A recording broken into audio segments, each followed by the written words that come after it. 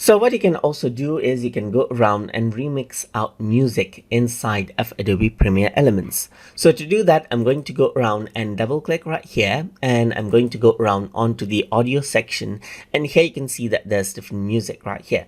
So let me just go around and open this out right here, and then you can see that this is a music right here. Let me just go around, and on the audio view right here, I want to go around and click and drag it out onto the music section just like this.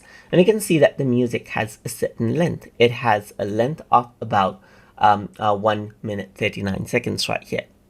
Let me just go around and press the play button.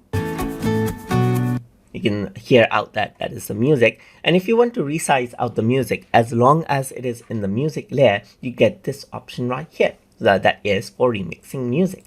All you need to do is click and drag it around onto the length you want. Let's say, for example, I want to remix it out so that there's less than 35 seconds of length right here. Then what happens is that it prepares the clip for remix, it analyzes out the beats and everything, and will create a shorter version of the music right here. So a shorter version has been created, as you can see right here.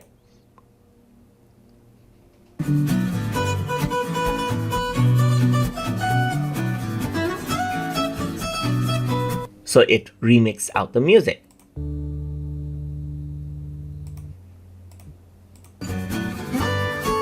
So you want to fit out, let's say, for example, a music length to a certain exact video length, then you can simply utilize this option for remixing music, and you can resize it out as you like as well.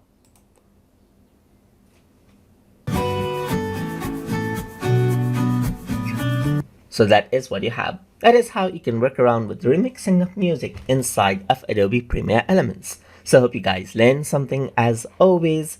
And as always, please like, comment, share, and subscribe.